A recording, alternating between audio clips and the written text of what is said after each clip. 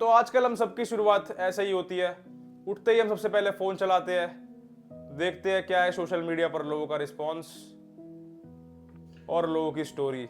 ज़रा एक बार सोच के देखें दोस्तों कि सोशल मीडिया हमारी ज़िंदगी में जब आया था तो इसके आने का पर्पस क्या था? कि हमारी ज़िंदगी को और भी ज़्यादा वेल कनेक्टेड और अच्छा बनाएगा, हमारे रिलेशंस को और मजबूत और हेल्दी बनाएगा और सोशली हमारे लिए नए अपॉर्चुनिटीज़ खोलेगा लोगों से मिलने जुलने की। पर आज रियलिटी आपके सामने है।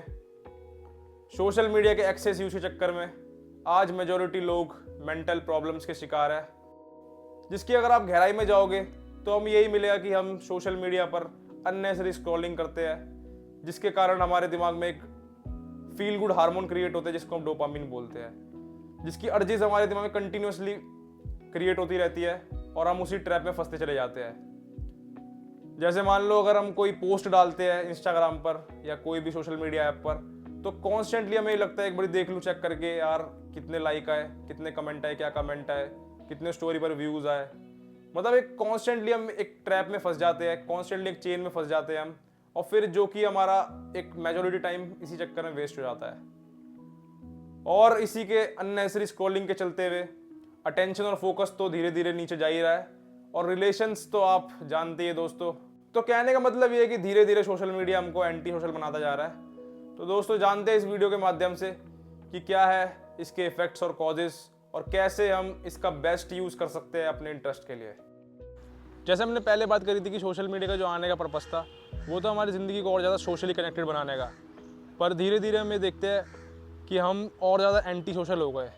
इस चीज़ को अगर एक एग्जांपल समझना हो तो आप ये सोचिए कि अगर दो केस ले हम, एक केस में आप ये मान के चलिए कि एक क्लास है जहाँ 50-60 स्टूडेंट बैठ रखे हैं, और दूसरे केस में आप मान के चलिए कि एक ऑडिटोरियम है जहाँ पर 1000-1200 स्टूडेंट बैठ रखे हैं। सपोज कर लीजिए कि दोनों केसेस में बराबर संख्या में लड़के और लड़कियाँ हैं। मतलब जैसे अगर 50-60 लड़के हैं तो 25-30 लड़कियाँ हैं और 25-30 लड़के हैं, और वही सेम केस आप ऑडिटोरियम में मान के चलिए। तो आपको क्या लगता है किस केस में आपको किसी दूसरे व्यक्ति को रिलेशनशिप में अप्रोच करने के लिए आपको आसानी होगी? तो आपको लग रहा होगा कि दूसरे केस। तो किसी इवेंट की घटने की संभावना होती है अगर हम प्रोबेबिलिटी के नियम समझे कि number of favourable outcome upon total number of outcome, तो उस हिसाब से देखें तो दोनों की संभावना आपको बराबर पड़ेगी। पर अगर आप रियलिटी में सिचुएशन को समझे तो मेरा मानना है कि पहले केस में आपको ज़्यादा आसानी होगी किसी को अप्रोच करने के लिए, रिलेशन के लिए, क्योंकि दूसरे केस में आपका साइकोलॉजिकल इफेक्ट्स भी काम करेंगे, जिसमें कि आपके अंदर एक फियर, इनसिक्योरिटी, इन्फीरियोरिटी और साइकोलॉजिकल प्रेशर्स भी काम करेंगे, जो कि आपको एक रेजिस्टेंस क्रिएट करेंगे किसी को रीच करने से लिए। तो यही केस अगर आप सोशल मीडिया में मान के चले कि यहाँ पर तो आप करोड़ों लोग हैं, यहाँ पर तो बिलियंस ऑफ पीपल प्रेजेंट है, तो यहाँ पर अगर आपको ऐसा लगे कि किसी को अप्रोच करना बहुत आसान है, तो ऐसा नहीं है। क्योंकि यहाँ पर अगर आप कोई क्लास में बैठे हुए हैं 50-60 लोगों की, तो वहाँ पर एकदम चॉइसेस सिमिलर रहेगी आपको कि आपको सारे व्यक्ति एक जैसे लगेंगे। पर अगर वहीं आप सोशल मीडिया पे आते हैं तो यहाँ पे साइकिल वाला आदमी भी है, स्कूटी वाला आदमी भी है, ऑल्टो वाला आदमी भी है, स्विफ्ट वाला भी है, फॉर्च्यूनर वाला भी है, लैम्बोर्गिनी वाला भी है।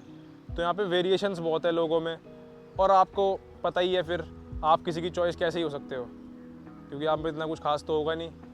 तो यही चीज़ है जो सोशल मीडिया पर हमें मतलब एकदम लोनलीनेस फील करवाती है, और हम दूसरों की लाइफ में इतना इंटरेस्टेड हो जाते हैं, हम दूसरों की जानने में कि यार इसने अचीव किया तो किया कैसे, हम खुद को बनाने में कम और दूसरों की लाइफ में ज़्यादा इंटरेस्टेड रहते हैं हमेशा ही। सोशल मीडिया मतलब हम एक कांस्टेंट डोपामिन देता है, जिसकी हमें अर्जिस बार बार क्रिएट होती रहती है हमारे अंदर, और हम बार बार ही उस फ्रीक्वेंट अर्जिस के लिए बार बार उसे चलाते हैं, बार बार ही फ़ोन को उठाते हैं, बार बार ही हम उस कांस्टेंट ट्रैप, कांस्टेंट साइकिल का शिकार बन जाते हैं। और यूनिवर्सिटी ऑफ बेथ इंग्लैंड और ट्रिनिटी कॉलेज आयरलैंड का रिसर्च का अगर हवाला लिया जाए तो सोशल मीडिया आपको कभी बोर नहीं होने देता। सोशल मीडिया आपको कांस्टेंट एक ट्रैप में फंसाए रखता है। उनकी रिसर्च का ये मानना था कि सोशल मीडिया एकदम आपको बोर्डम से दूर रखता है, और अगर आपको जैसे ही आप सोशल मीडिया हटा देते हो तो आपके अंदर कॉन्स्टेंटली अर्जिस क्रिएट होने लगती है। ये एक रिसर्च का दावा है, और रियलिटी भी कुछ ऐसी सिमिलर है दोस्तों। रियलिटी भी यही कहती है हमको कि हम जैसे सोशल मीडिया उठाते हैं और बार बार रख देते हैं फ़ोन को, तो हमारी बार बार वही उठाने का मन करता है, बार बार चलाने का मन करता है। तो कहने का मतलब ये है कि मेंटल प्रॉब्लम्स लोगों में इसी चक्कर में डेवलप हो रही है। एंग्जाइटी, डिप्रेशन और लोनलीनेस तो खैर बनी रहे धीरे धीरे, क्योंकि आजकल लोग बाग कांस्टेंट स्क्रॉलिंग में, अननेसेसरी स्क्रॉलिंग में बहुत ज़्यादा व्यस्त है। तो मेरा मानना ये है कि आपको अपने पैटर्न्स को चेंज करना पड़ेगा, हमको अपने पैटर्न्स को चेंज करना पड़ेगा। जैसे हम फ़ोन चलाते हैं, जैसे लेट के अगर आप फ़ोन चला रहे हो तो आप खड़े होकर फ़ोन चलाइए। आप जैसे अगर रील कंटिन्यूसली देख रहे हो, वैसे तो मैं कहूँगा कि आप इन सब चीज़ों को छोड़ दीजिए, पर अगर आप नहीं छोड़ पा रहे तो आप अपने जो पैटर्न्स हैं उनको चेंज करिए। जैसे अगर आप रील देख रहे हैं तो अगर आप उसी को अगर कोई पेन पेपर लेके देखें, या फिर जैसे आप कोई चीज़ देख रहे हैं और उसे नोट डाउन करें तभी के तभी, तो आपको कुछ सीखने को मिलेगा। जैसे मान लो अगर आपने कोई वीडियो देखी और आपने तभी के तभी पॉइंट्स नोट डाउन कर लिए कि भाई ये वीडियो में मुझे ये सीखने को मिला है, ये मेरे टेक अवेज है, की टेक अवेज। तो आपको जो पैटर्न्स है ना, कि आप एक तरह से लेट के अगर आप फ़ोन चला रहे हो, कंटिन्यूसली स्क्रॉलिंग कर रहे हो, तो वो कहीं ना कहीं टूटेंगे और आपके जो एक दिमाग पे साइकोलॉजिकल इफेक्ट्स काम कर रहे हैं वो कहीं ना कहीं चेंज होंगे पैटर्न्स, और आपके अंदर एक नई हैबिट डेवलप होना चालू होएगी। और अब मैं तो कह रहा हूँ अगर आप 100 रील भी देख रहे हैं, 200 रील, 500 रील देख रहे हैं, कोई दिक्कत नहीं है, आप उसी के की टेक अवेज लिखिए कि मुझे इससे सीखने को क्या मिला है। और मैं कह रहा हूँ, आपको गारंटी दे रहा हूँ कि कुछ दिनों में आप धीरे धीरे आपको ये पता लगेगा बात कि जो जितनी मैं चीज़ें देख रहा हूँ ना, उनमें से मेजॉरिटी चीज़ें मेरे लिए इररेलेवेंट है, मेरे बिल्कुल ज़िंदगी से कोई रेलेवेंसी नहीं रखती, और आप धीरे धीरे खुद ही छोड़ दोगे। क्योंकि यार एक अंदर आपके अंदर एक बोरिंग, आपको एक बोर्डम क्रिएट होने लग जाएगा, आपके अंदर एक वैक्यूम क्रिएट होने लग जाएगा कि मैं क्यों देख रहा हूँ ये सब चीज़ें। और दोस्तों रिसर्च का मानना है कि अगर बोर्डम ही एक ऐसी चीज़ है जो आपके अंदर क्रिएटिविटी को जन्म देती है।